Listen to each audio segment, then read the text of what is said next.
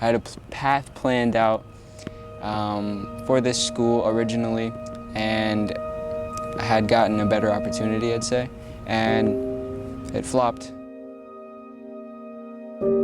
But I'm excited to be here because I see it as like it was meant to be.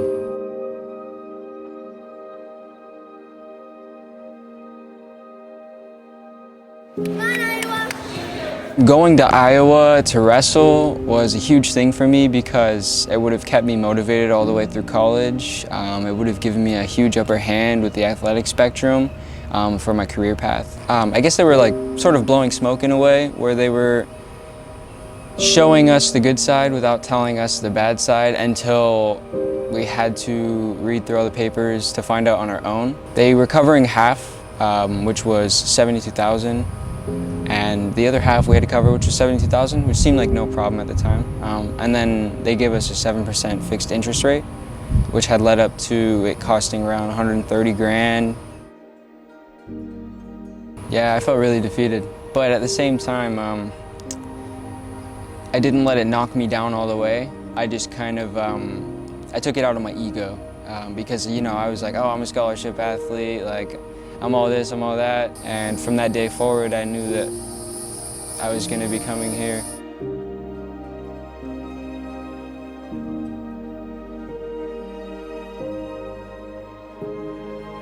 I felt really welcomed. I felt like it was really student-based, like student life care. When I walked around, you know, there was always a hand reaching out to help. Really just it's a very nice campus. I don't know. It feels very homey. It's going to definitely be a blessing in the long run when it comes down to this is what you have left to pay off, which will probably end up being next to nothing. That was not worth it. When I could come here, get just as good of an education and be cared for, you know, 10 times more. I'm excited to be a Buccaneer, and I can't wait for the next maybe 4. I don't know, we'll see how the next 2 go out, but Buccaneer pride.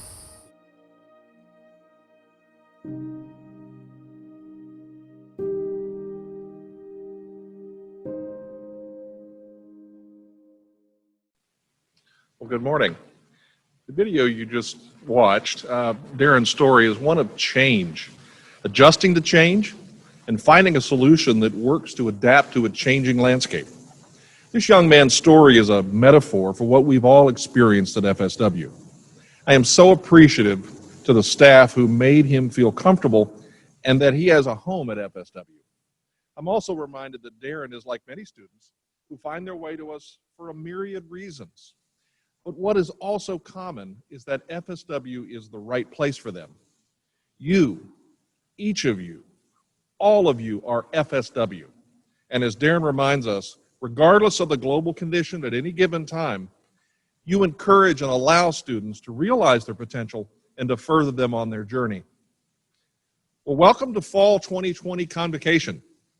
I don't know if I should reference Mr. Toad's wild ride that got us here, or Alice falling down the rabbit hole, but what I can say is that all of you worked to help our students realize their potential, even in the most unusual of times. And for that, I thank you. I said last week in a live presentation focusing on our final stage of reopening that never before have I seen the attitude of, this is our college, than I have seen since March 13th. I've always been impressed with the ownership that each of you have as a member of the FSW family, but as the pandemic and unrest unfolded, I saw it even more.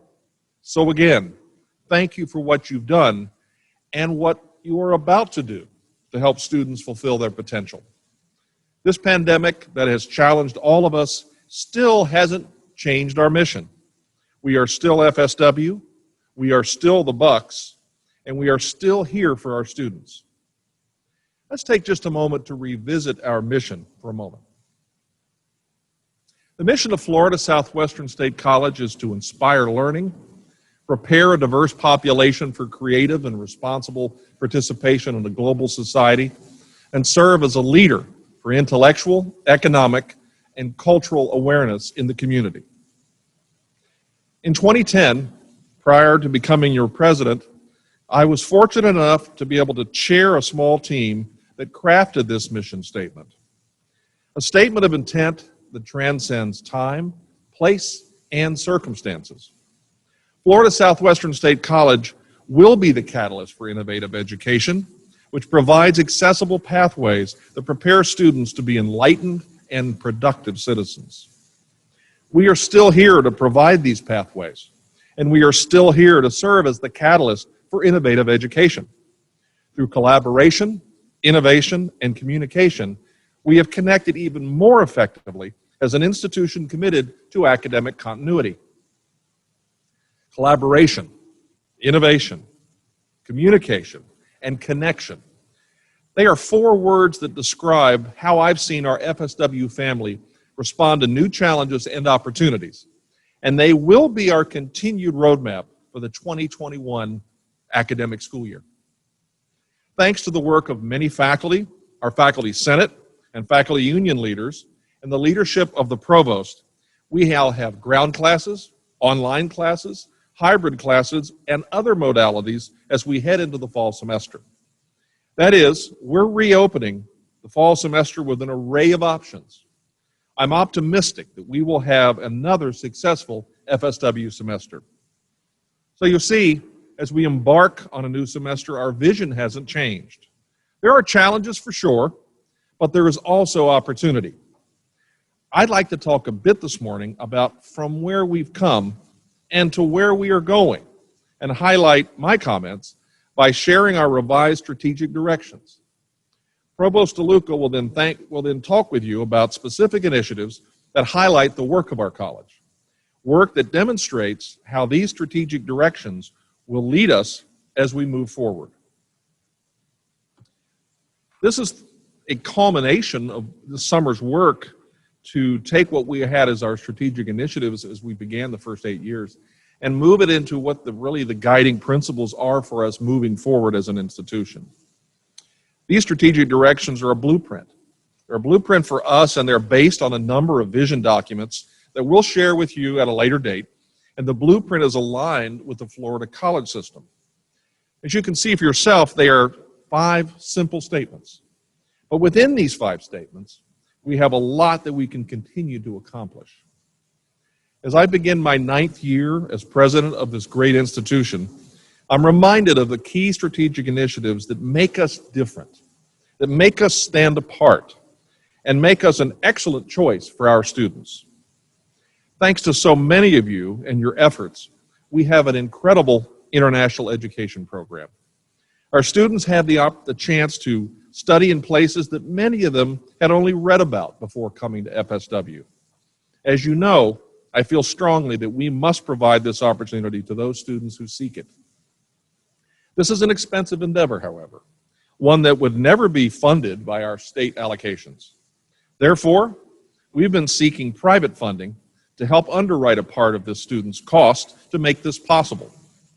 I'm happy to share with you today that we have just received a gift of $250,000 that will help continue this program. But more needs to be done to expand this program. So our efforts to seek funding will continue. Another area that you'll see in our new strategic directions that you have embraced in these last 8 years is my desire to create a robust undergraduate research program at FSW. I don't know how many state colleges in which you'll find students working alongside faculty on their research and creative initiatives. Again, this endeavor has been something that I feel makes FSW unique in the experience it provides our students, and one that supports faculty remaining current in their fields and adding to the knowledge base in their respective areas. I have long felt that undergraduate research is a way to enrich students in ways that will fundamentally change the way they view and engage in the world. I also appreciate our Board of Trustees for supporting the initiatives and allowing us to offer faculty reassigned time for research and creative initiatives, as well as supporting sabbaticals for really creating larger works. Also, as I reflect on first coming to FSW, I was struck by how few workforce programs that we offered. Having served as an academic dean and as a campus director at Broward College and in Jacksonville, I was aware of FSW's reputation for excellent academic programs, but I believed we could and should increase our commitment to workforce programs while maintaining our commitment to excellence in arts and sciences. Our state leadership has urged us to tackle this challenge, and funding to meet our state's needs is also following. You'll see in our strategic directions a continued commitment to this area. I've worked with the provost to create an administrative structure to make sure we do just that. If you haven't met Dr. Tom Norman, you will soon, as he leads us in the effort to increase workforce-related programs. Dr. Norman joined us in July as our first Vice Provost for Workforce Programs. He complements the appointment of Dr. Martin McClinton as Vice Provost for the Liberal Arts and Sciences. This is a vital team to help us attain the goals we have set in these strategic directions. The last area I want to mention, and one that you know I am passionate about, is enriching our students' experiences outside the classroom. Again, with Provost DeLuca, we have completed this administrative structure by hiring Dr. Michelle Jovanovic as our Vice Provost for Student Affairs. With the Provost Division structure now complete, we are set to make these strategic directions realities for our students, faculty, and staff, and continue to be the place for students like Darren to make their dreams come true. And now, Provost DeLuca will share with you specific initiatives that are examples from you and your colleagues that show how our new directions are extensions of the exciting things that you are already doing.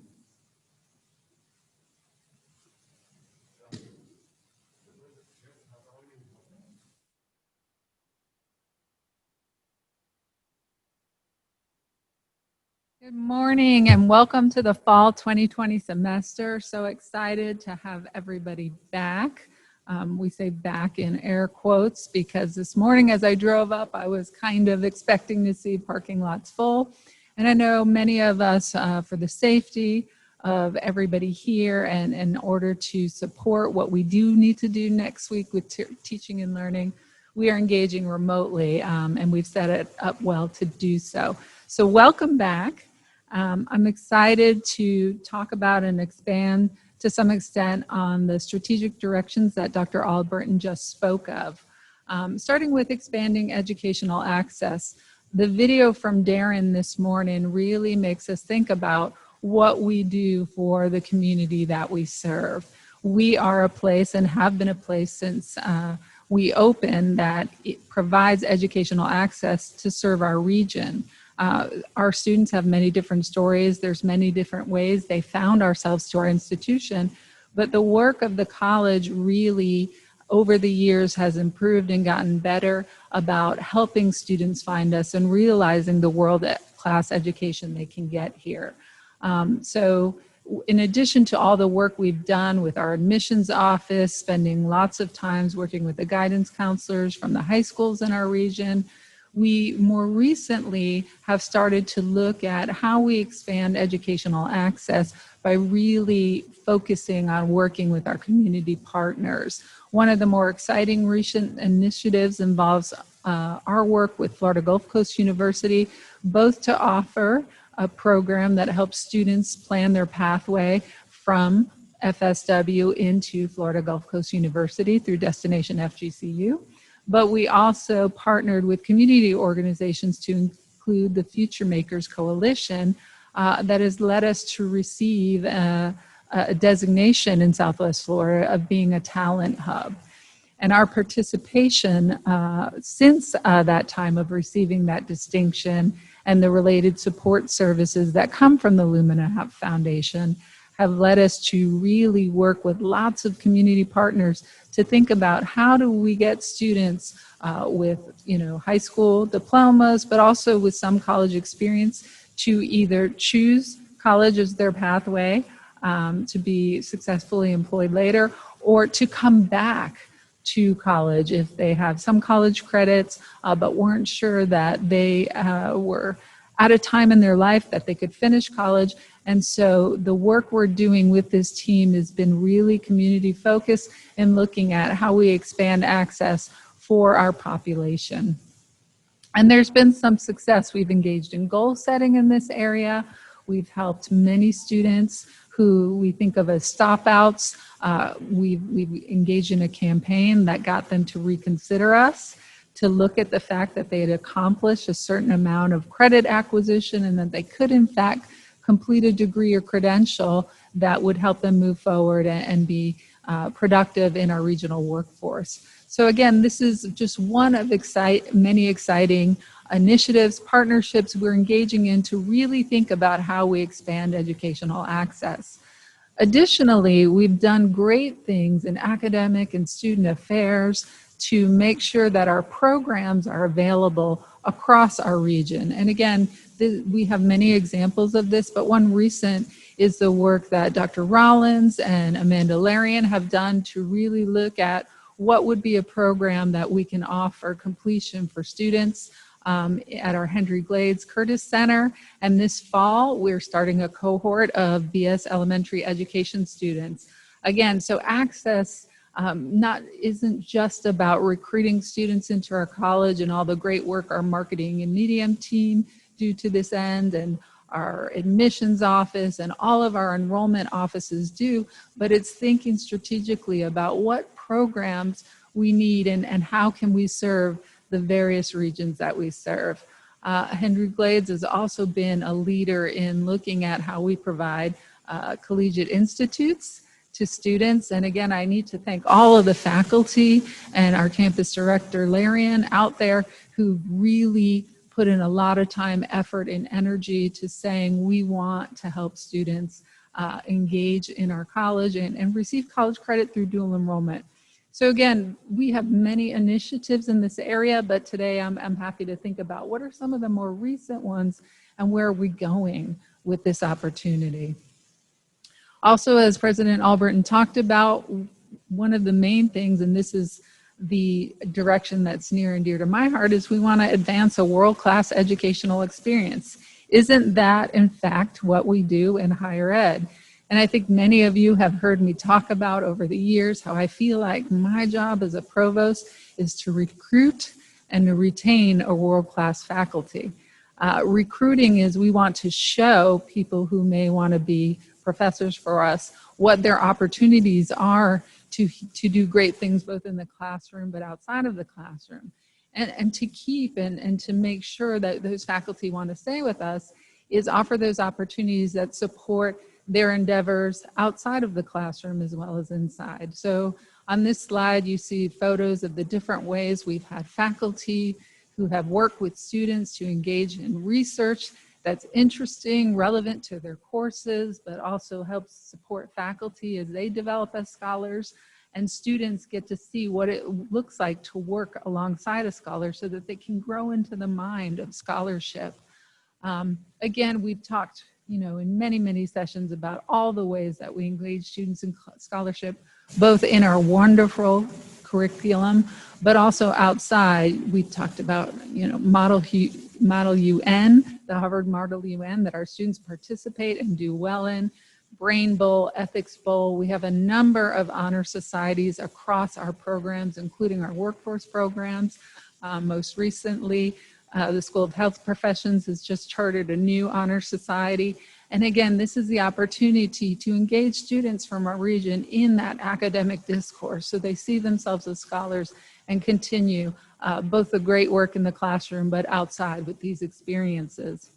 Also, if you look at the right-hand corner of this slide, the way we enact this as well as in the practical experiences we offer students. We have students that are in many schools across the region. The principals love our teacher candidates coming out of our School of Ed. They love having them there. And mostly the hospital systems love having our students there. And I say mostly because right now we're living in a time where it's very difficult. They most certainly want our students doing practical experiences there. They love our students and they love hiring our students, but it's very difficult to keep students safe right now and keep their patients safe when we're bringing in additional students. And so we've had really innovative thinking go on in this area this summer, thanks to Joe Washburn and all the faculty in the EMT program who found a way to offer emergency simulations on our campus this summer that kept students socially distanced, wearing masks, but still able to acquire that practical experience they needed to complete degrees. And that thinking is really carrying forward. we know that whether or not we're going to be able to put students in hospital settings and on ambulances this fall is unclear. And so I really want to give some thanks and encouragement to the School of Health Professions and their thinking that's going on right now, where we have our Red Tech program, respiratory, nursing, and the EMT program that are saying, hey, what could we do to have emergency simulations that all our students are enacting and achieving their learning objectives together? And so talking about breaking down barriers and thinking about cross-disciplinary thinking, this is work that's done for one reason. We care. We want our students to complete these programs, and we know we want our students in the community saving our lives, and that's what our School of Health Professions does. And so in that note of research and scholarship and transdisciplinary thinking, one of the things that President Albritton has brought to this college is real support for research and scholarly activity, not just for the faculty's own research agendas, but how do we engage students in undergraduate research, as he talked about. And so I'm not going to read through all this slide, but I want to recognize again, and they've been recognized in other places, the many faculty who are submitting art grant proposals, who are recipients of sabbaticals to complete and enact the great research they're doing. The most recent and exciting thing that we've added for faculty options in this area is research reassigned time. And so we have our inaugural group of faculty who are receiving this, to include Dr. Moore, Dr. Rose, and Dr. George. And it's an exciting time for this institution that we look at that as something that could be a part of the faculty work here. We do know that the way we evaluate faculty includes, in part, scholarship. And so this is a new way that faculty have the opportunity to enact it. Also, most recently, we've had 3 faculty awarded art grants. I love how the art grant process has evolved at this college to include not just what we think of as classical research, which we have many great classical research faculty here, especially in the sciences, but to look at all sorts of the spectrum of how we engage in research, from action research in the classroom to working with students and supporting their research. And so again, our most recent art grant recipients are Dr. Tim Lucas, Dr. Mike Whitty, who's kind of a repeat offender when it comes to winning art grants, and because his work is so amazing, and most certainly, you know, I have to say again, is going to save lives one day. And Dr. Brandon Jett for work he's been doing with digital history and oral history. So we're excited for those most recent art grant recipients. I do also want to encourage everyone this Thursday, the 2019-2020 winners who are listed up in the left will be presenting their projects. And I have to tell you, each year during the professional development days, this is my favorite event that we have, is seeing our faculty share their amazing projects and inspire us to think about the ways that we can do both action research in our classroom, but also more classical research. And so please take a look at that invitation to attend tomorrow's art grant sessions. Cheer on your colleagues, but again, come to be inspired. In addition, the way we advance a world-class educational experience is looking at how we really produce global scholars. Dr. Albritton has brought a focus and support for international education that has transformed the lives of the students and the faculty. Every trip we've offered, whether it's a short-term faculty trip or longer-term experiences we've held with our partner institution, Lorenzo de Medici, we have data from every direction, quantitative, qualitative data, feedback, focus group, that says every time that this has transformed teaching and learning, and also is finding, for some of the courses that we teach, the best way to achieve the learning outcomes that are associated with the related courses. And so We're excited about continuing to support international education, and I would be remiss if I would say that with the coming of this global pandemic, we've all had a series of sort of the large disappointments and the small ones. Obviously, for all of us, our largest concern is the loss of lives. But here at this institution, we also, on a very personal and contextual level, have felt kind of those moments of sadness when we had to have virtual commencement. And even, like I said this morning, for President Albritton and I, to be doing our convocation without first having breakfast and giving hugs and catching up with faculty we haven't seen in a while. But one of those disappointments that really hit us hard was when we knew how many faculty had prepared great proposals for international trips last year, how exciting and transformative those trips were going to be, how many students had taken the time to apply and engage in all the requirements to go on these trips. And then because of the forces of the global pandemic, we were not able to realize those trips. But I do want to say that we continue to focus on this as a strategic initiative. We all know why it's important. Michael Messina and his team is doing everything they can to work with our partners and our program supporters to look at this in a new way, to ensure that we can move these programs forward, but make sure that we're putting all the safety protocols in place. And so we do plan to offer trips, both long-term and short-term, to Italy, Colombia, France, Switzerland, and the United Kingdom next year. And we're excited about it. We're excited for how it's going to change the lives of the faculty and the students and the courses that are proposed to go along with them. Internationalizing a curriculum goes beyond just travel abroad. You all know we've spent a year with Yuval Noah Harari's book last year, 21 Lessons for the 21st Century, that really has gotten us all to think in the many ways we've engaged with this text about global problems and how we as scholars work to think about solutions for those problems and how we debate, you know, the ideas brought forth in the book. And so we're excited that that book will continue as our One Book, One College book for this year, and we'll continue those really important global conversations as related to the text. And again, we've done much work in this area across many programs. I don't want to leave any out, but I do want to share one thing, that one recent exciting partnership we've started, which is with Florida International University, specifically their Latin American and Caribbean Center. They have in part they've won a grant where they can support state colleges in their endeavors towards internationalizing the curriculum.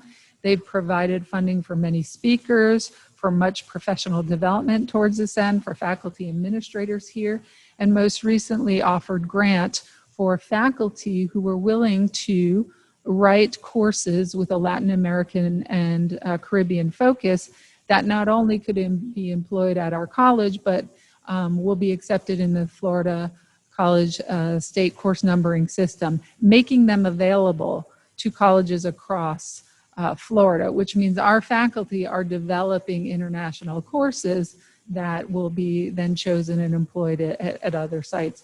And so the most recent recipients of this is Dr. Miriam Monpoint and Dr. Bruno Baltodano, and we're excited about the courses they're bringing forward to the state for this purpose. This support and with this partnership is not ending. They are ready and geared up to bring in more speakers and opportunities for us to all learn how we can better internationalize our courses. So I'm excited about that. Okay, innovating and online distance education. As Dr. Albritton says, these strategic goals that we have at this college are aligned with the Florida College System goals. They're also aligned with the national trend of how we need to think about offering education in many modalities. I know I've had lots and lots of other meetings where we've talked about these modalities, what they mean. Our marketing and media team have put up a lot of information on web pages and through social media that explains them, so I'm not going to do that today. But I did want to pause here to say once again, thank you to all the members of the Innovate Instruction Initiative, or I3.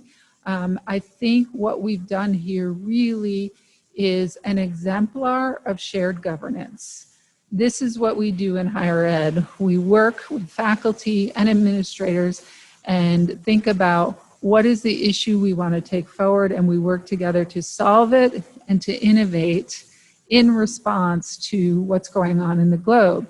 And the results of this, belong to that group most certainly, but belong to the college.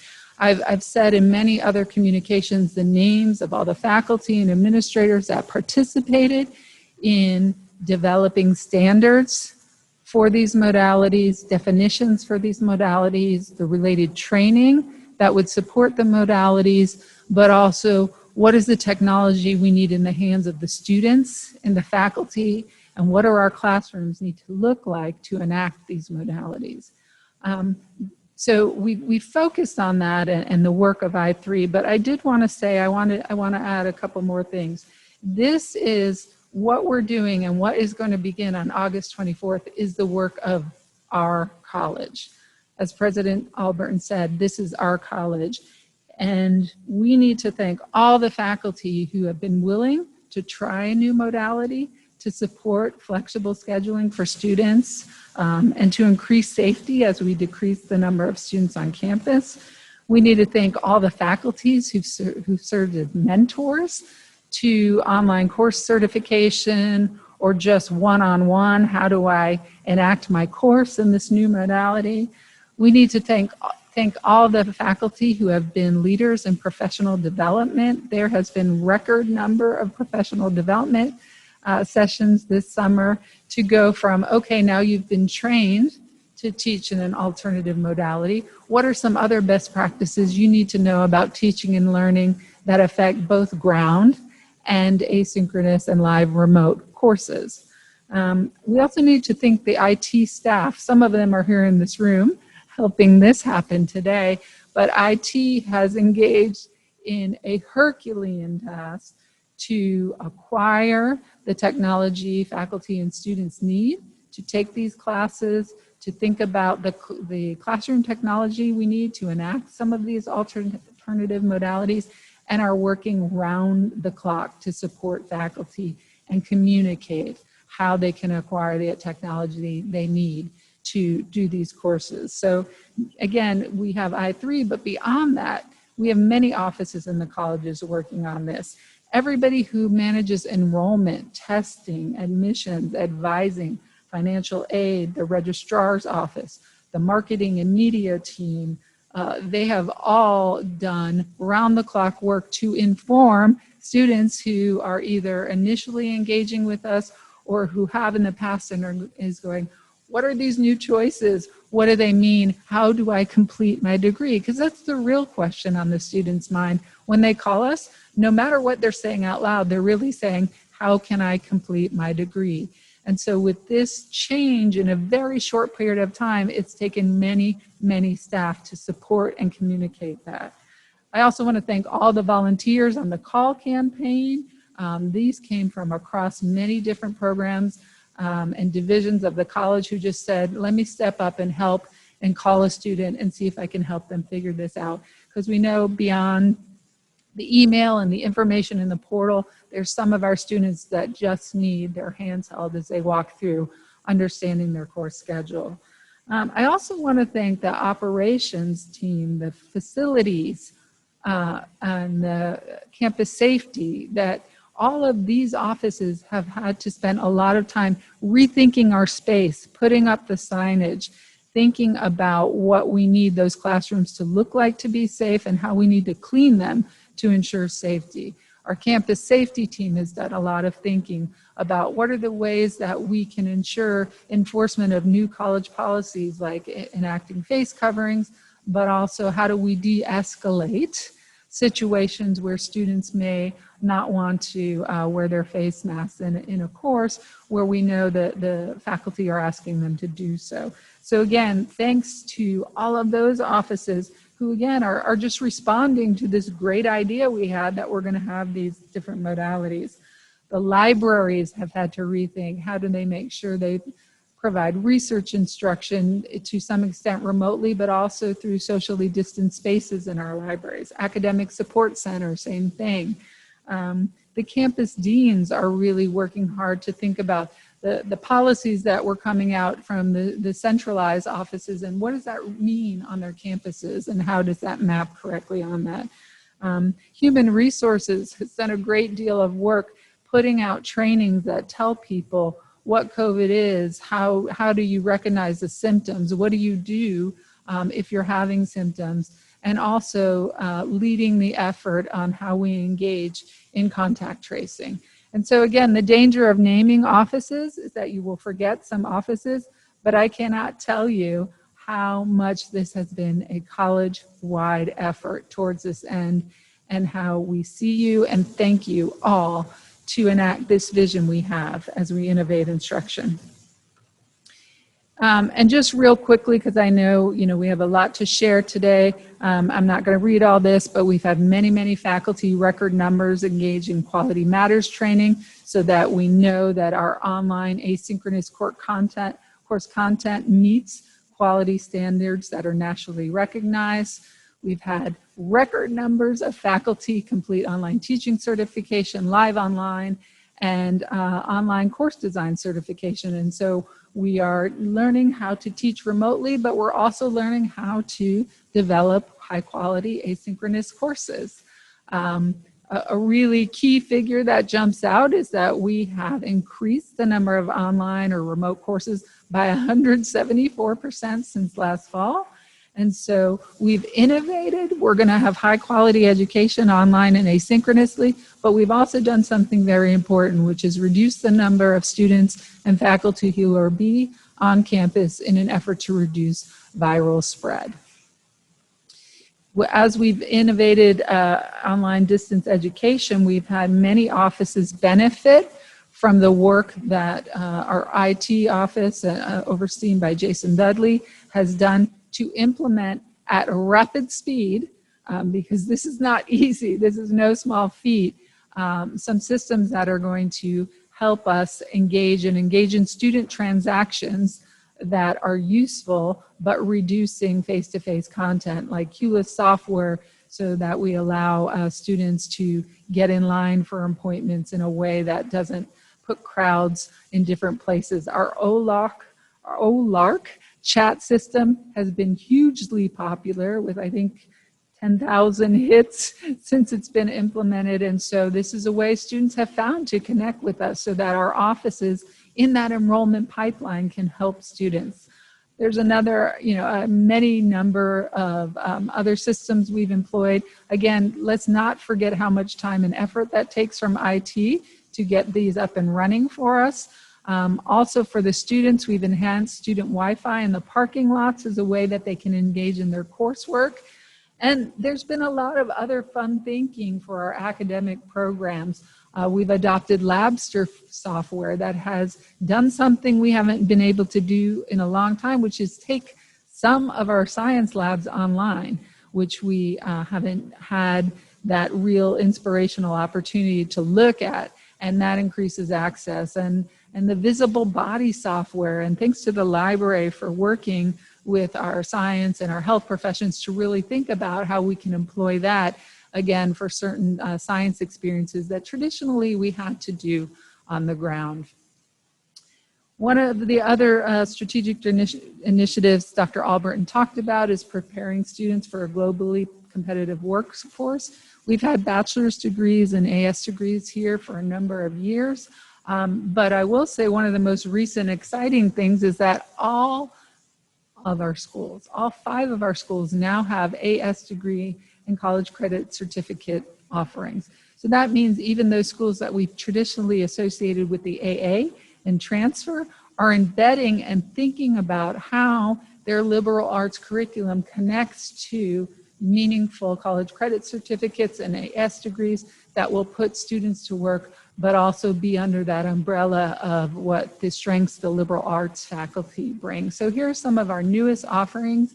I will need to say that Dr. Sahuntis is so excited about the CC in risk management. And I think she has a button on right now that says, ask me about this CCC, because it's, you know, the deal of the century, as she would describe it.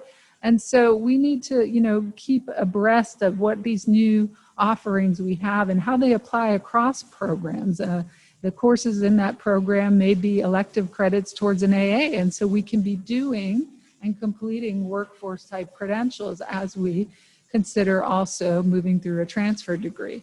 School of Business and Tech is also, Dr. Sahuntis and Dr. Myers and their team have done great work to prepare our next baccalaureate proposal, which is for information systems technology. That's the next one we'll submit to the state, and look forward to more information about that. And finally, the last strategic direction we wanted to share is creating a culture focused on inclusion and continuous improvement.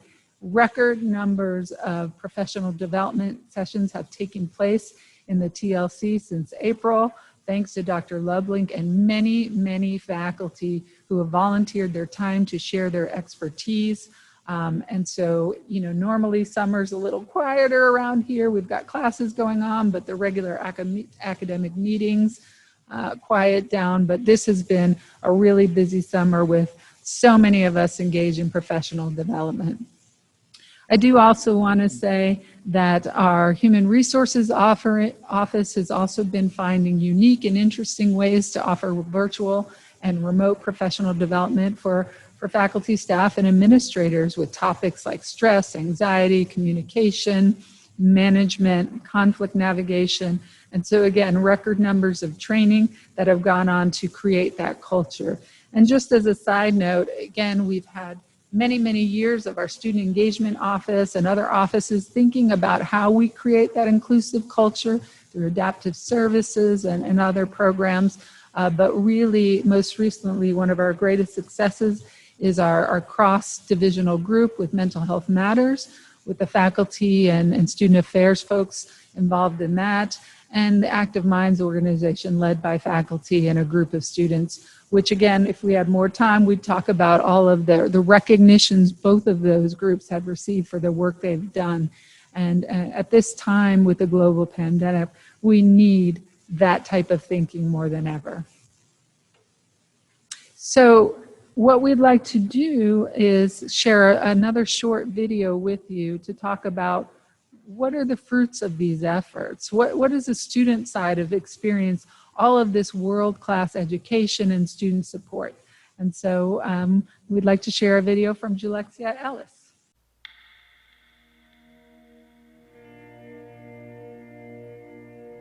I did consider FSW my home away from home.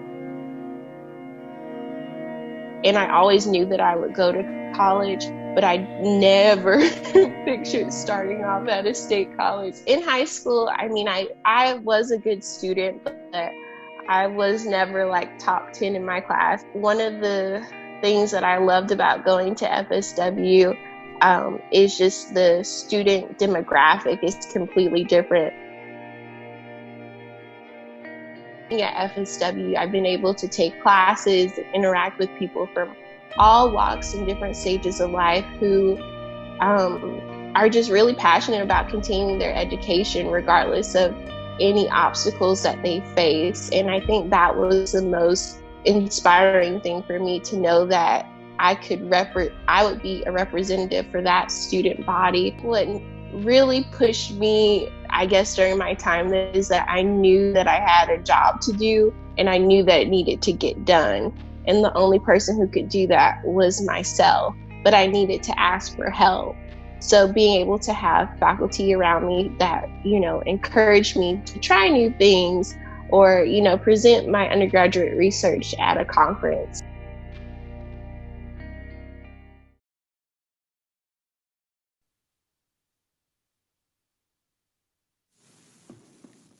Well, I'm back again just real quickly. I just want to say that as you've noticed the glitches and the things that we've done to go through and make this work and make this virtual, I would just want to echo Dr. DeLuca's comments. I want to thank our IT and our marketing team for the work they've done in making this possible. Perhaps it's a little bit like the national conventions that are going to be occurring in this virtual world. But we're trying to make this informative and interactive as much as you can in these environments. And I was thinking back as we got prepared this morning for the convocation. This is my 33rd college convocation. And I've done it in 3 states, 5 institutions as a faculty member, as an administrator, and 2 of them as presidents. And I will have to say, of all 33, this is the most unique that I've experienced as I look out to 3 faces or 4 or 5 faces in front of me. This one takes the cake, and why not use that to kind of segue into the conversation that we want to talk about, what also makes this year unique, not just the pandemic and all the things we've heard ad nauseum. But it's also, we are moving into the key and one of the crucial years in our overall accreditation reaffirmation process.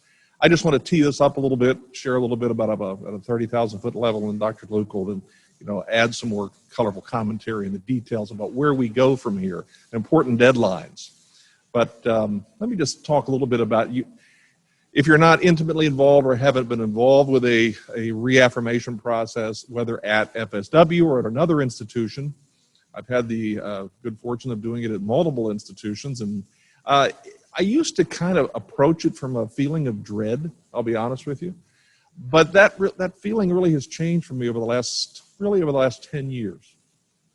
The first one I went through was in 1991 at a university where I was a faculty member, and I had no concept of what exactly was about to ensue, and because I don't think I got a sense of why are we doing it. First of all, this slide talks a little bit about who is doing our accrediting, but I'm going to ask the question why we bother doing accreditation. Accreditation is voluntary. We don't have to do it. There are some realities that do exist in the sense of accepting transfer credits at other institutions, the ability to offer federal financial aid.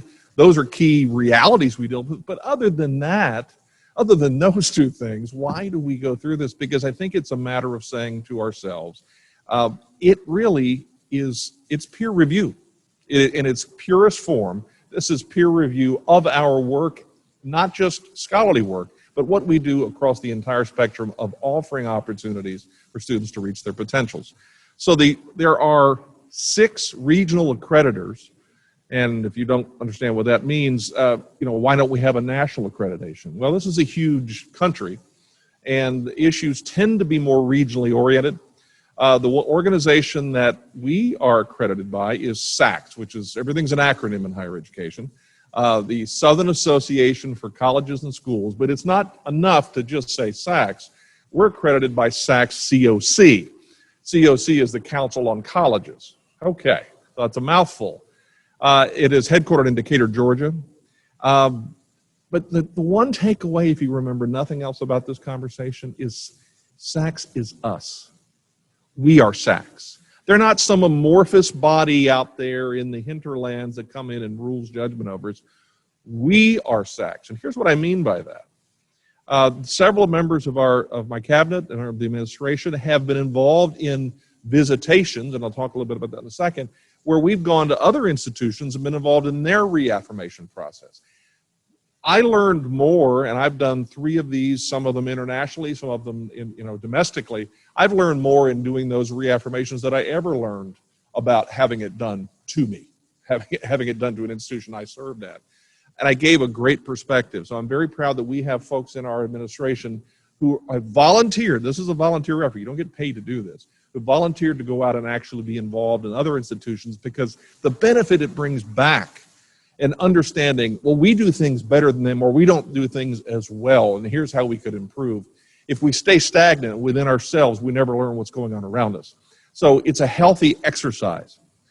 I won't kid you, though. It is a rather involved process, and we are going to be thinking about it and talking about it all year. So that just tells you a little bit. I'll let you read all the verbiage there. Finally, what is it? It's self-regulation. It's a peer review process, as I said. It requires an institutional commitment to student learning and achievement. Everybody is in when we're up to our decadal review process. This is once every 10 years. everybody has to be committed to this. We need to make sure everybody understands what we're doing, because a visiting team will come and they will walk around and talk to faculty, staff, students, administrators, the president, and also boards of trustees. Do you know what's going on at your institution? That will be key. That really is the overall buy-in. It requires institutional commitment to the concept of quality enhancement through assessment and improvement. Dr. DeLuca will be talking about our QEP shortly. And expects an institution to develop a balanced governing structure to promote all these. I just mentioned this summer that our trustees approved our new strategic directions. The trustees have to do their own self-evaluation process. All of these things are key in the overall review of how the institution is viewed. So it's an extremely important process to go through. I think it's one of those that makes an institution better when it's looked at correctly. And don't fear it, don't view it as another thing put upon us. We grew our Cornerstone project out of our last quality enhancement plan. We will grow something out of this. Our institution will be better for it. With that, I will hand it back over to Dr. Luca. Thank you very much and have a great day.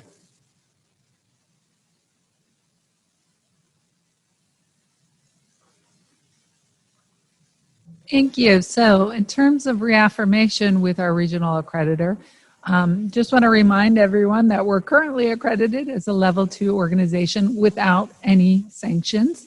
Level 2 means that we're a baccalaureate granting institution. We are going to submit compliance certification for our next reaffirmation by March 1, 2021. So the Provost's office and many people across the colleges will be working on writing the narrative related to that compliance certification from now till March 2021. And then the next official reaffirmation after the offsite team reviews that and the onsite will be in 2022. And I know for sure that we are well poised to be reaffirmed at that time. So what does reaffirmation involve? One, it's two main things. One, it's compliance certification. We submit that 15 months in advance of our scheduled reaffirmation, and it's a document where we demonstrate our own judgment of the extent of which we comply with the core requirements and standards of SAC-COC. And remember, as Dr. Albritton just said, we are SACs and SACs are us. So when we talk about core requirements and standards, these aren't things that make no sense to us. These are things that we agree as a member institution are important for having a high quality institution with integrity. And so what we're doing here, which is although a nerve-wracking process, it's really an exciting process because we get to write and say, here's all the great things we've done to demonstrate compliance. Also, as part of that process, we need to document. There's a lot of documentation that's involved with your narrative of every standard that you link to show when we say something aloud about how we're complying, evidence of that, which may be catalog pages, it may be meeting minutes, it may be our college operating procedures. There's all sorts of ways that we document compliance. The second main component of reaffirmation is the development of a quality enhancement plan. We submit that 6 weeks in advance of our on-site team coming. With our on-site team will be here October 2021. And it focuses on improving student learning outcomes, and it's something that needs to have broad-based support at the college. So I'm really excited now that we are geared up and well poised for QEP 2022. I hope you're feeling festive with this festive slide because I am feeling very excited. I know I was part of the team that developed our previous QEP Cornerstone that Dr. Albritton talked about. I know what a great renewing process that was for the college. And I know, since I also oversaw the assessment of it, that was the most well-studied academic endeavor we've ever undertaken at the college. And the results are clear that we supported the achievement of critical thinking skills, and we supported students retaining and graduating from the work that we've done. And we continue to do in our great academic support program and all of the work the Cornerstone faculty do, because it is something we continue to see results from. I'm going to now turn it over to Dr. Angus Cameron. I don't know why I can't say your name today, Gus. Dr. Gus Cameron and Dr. Rebecca Harris, who are going to tell us a little bit more in their roles as the co-chairs of the QEP Steering Committee about our QEP process and unveil the title of our next QEP.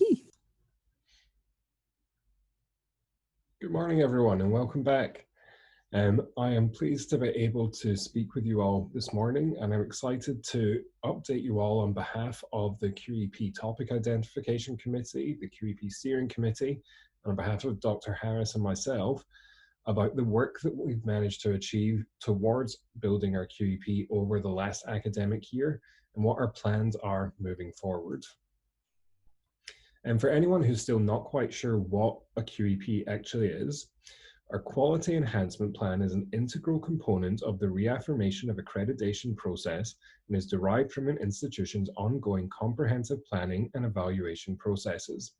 It reflects and affirms a commitment to enhance overall institutional quality and effectiveness by focusing on an issue that the institution considers important to improving student learning outcomes and/or success. And our QEP has to meet 5 criteria that we will be evaluated on by SAC-COC. So our QEP needs to be a topic that is identified through ongoing comprehensive and evaluated process. That largely comes down to our Office of Institutional Research. Our QEP needs to have broad-based support of institutional constituencies, meaning that we need to involve a broad range of people from our FSW community when coming up with what our QEP topic actually is. It needs to focus on improving specific student learning outcomes and/or student successes. And we need to have some way of measuring how our QEP is actually affecting those student learning outcomes or successes as we begin to implement it. Our QEP needs to have sufficient resources committed to initiate and implement the principles of accreditation, foundations for quality enhancement, and complete the QEP. So the QEP does have to be seen to completion. We can't give up halfway through. And we need to include a comprehensive plan to assess achievement, assess how effective our QEP has actually been in tackling the problem that we identified in the first place. And so we arrived at our QEP topic through the work of the QEP Topic Identification Committee. This committee represents a broad range of the FSW community, including administrators, faculty, and staff. And you can see we have representation from across many different schools and from all 4 of our college locations. This committee was able to identify 4 possible QEP topics based on data from institutional research. Those 4 topics were information literacy, transdisciplinary communication, curriculum relevancy and guided pathways, and health, wellness, emotional intelligence. Now, it's worth noting at this point that FSW has committed to implementing programs to improve all 4 of these areas, including the commitment of resources. And so all 4 of these are being looked at, but the QEP topic is just going to focus on one of these areas. And to identify which of these had the best support from the FSW community, hopefully a lot of you remember our activities on January 2nd earlier this year, where all 4 of our locations, we had, skipping ahead, we had poster boards, and we asked faculty, administrators, staff, and students to put their thoughts under those 4 topics. And the feedback that we got included how important people thought that these 4 topics are, but also what they envisioned could actually be implemented under a QEP under these 4 different topics. And this feedback was taken back on board, it was taken back to the committee, and based on what committee members had heard during these sessions, based on what people had written down on these poster boards, The committee members then ranked these 4 topics in order of importance. And the results from that ranking by the committee clearly showed that transdisciplinary communication had the most support. And again, I can't stress enough that these other topics are still considered to be important by FSW, and they are being looked at, and they will have things implemented to help improve them. But transdisciplinary communication was the topic that was identified by the committee as the most important and the most valuable for our current QEP. And so as we begin the fall 2020 semester, I will shortly pass you over to Dr. Harris, who is going to announce our exciting QEP title. We are beginning to prepare college-wide events to highlight our QEP to the college community. We're also preparing professional development sessions, including one today that we would love to see as many of you as possible at. And this is all to ensure that our QEP maintains broad-based support to make sure that we have as much involvement from our FSW community as possible moving forward. Currently, our committee here, which we have mostly people who were on the QEP topic identification committee, the steering committee is currently reviewing existing literature on transdisciplinary communication, and we'll use that to form the basis of a literature review on the topic. We have some new faces in this committee, representing, again, a broad range of different disciplines, all campuses. Again, just making sure that we've got broad-based institutional support. And so where we are in our timeline just now, and the work of the topic identification committee has completed. They successfully identified a topic. Dr. Harris and myself have both accepted co-chair positions for the steering committee moving forward. We will be naming a QEP director later in the year. We will be writing our QEP, which is due on March 1st. We will have off-site peer reviews conducted in April, and our QEP advisor, Dr. Mary Kirk, will be visiting in late July. And she will want to speak to members of the QEP committees, but also speak to other faculty and administrators, just making sure that everyone's on board with this QEP. And so with that, I would like to pass you over to Dr. Harris, who will announce the exciting title of our QEP and discuss a little bit more about what transdisciplinary communication actually is. Thanks very much for your attention. Hi, everyone, and welcome back. On behalf of Dr. Cameron, the topic selection and steering committees, and myself, I am pleased to unveil the title of our QEP, Creative Connections, Breaking Barriers Across Disciplines. The focus of the QEP is transdisciplinary communication. Broadly speaking, transdisciplinary work mixes materials and methods from different disciplines, involves communities and/or the public, and works to produce something new in order to address the shared, complex problems that confront us, from climate change to political censorship to healthcare. Our QEP topic will foster transdisciplinary communication through writing, speaking, and visual communication across the general education program. Students, faculty, administrators, and staff will work collaboratively and creatively to promote transfer of learning and adaptability to new contexts under the college's general education mission. Pedagogical interventions such as crash courses, student research, common reads, and lecture series have set the stage for deeper engagement with transdisciplinary communication at FSW. The goal of the QEP is to help students make connections between their general education courses and apply transdisciplinary communication and learning to new problems and contexts through critically engaged reading and projects that require writing, public speaking, and visual communication. We are excited about this topic, which is creative and ambitious. We hope some of you will join us for today's professional development session on transdisciplinary communication, and that the rest of you will join one of the sessions we will hold throughout the fall semester. I'd also like to thank Dr. DeLuca for her encouragement and leadership on the topic selection committee, and I'm pleased that she will unveil our QEP logo during this presentation. Dr. Cameron and I look forward to hearing from you and to working with you this year.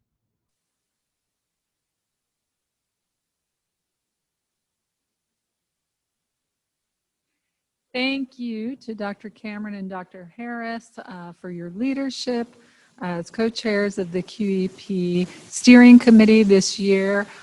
They are endeavoring to do much as they prepare our QEP narrative and the related plans so that we can enact this great program. Again, so excited about our topic and our title, Creative Connections, Breaking Barriers Across Disciplines. Ta-da! Now that ta-da is not in fact the logo. So Dr. Harris set me up to tell you that I'll be sharing the logo at this presentation, but actually it's forthcoming. We have a related marketing blitz coming your way. We have a faculty member working hard on the logo, and I can't wait to share it with you all and some related swag for your desks so that you can have front and center in front of you this new college effort. And again, I want to remind those of you who've been here a long time, our previous QEP has been nothing but successful, and I am so excited about where we're going with this. This is going to take us further, and everything we're doing to continue to create those transdisciplinary connections that make us better and improve student learning outcomes and success. And so I know we're a bit over time, so just wanted to wrap up with some final thoughts. The work that we have done since March 13th speaks to communication, connecting, innovating, and collaborating. And so if we can all think of those 4 words up on the screen as the way that we are going to continue to innovate what we do, we are going to continue to enact the mission that Dr. Albritton has shared with you, those strategic directions. All of those things are something we have been known in the community, in the region for doing very, very well. And again, I can't be more proud to work with every person in every role at this college and what we've done this summer at lightning speed to communicate, connect, innovate, and collaborate towards what we know is going to happen on August 24th, that we are providing access to students in various modalities while trying to endeavoring to keep everyone as safe as possible within that framework. For the faculty that are watching, don't forget at 10:30, the breakout sessions begin with additional professional development. And also I want to wish everyone luck at your school and department meetings this afternoon. Your deans and chairs have worked so hard this summer to do everything they can to support you in what you're going to be doing in the classroom. So enjoy those meetings and that time. And thanks everybody for joining us in this historic virtual convocation session. Thank you.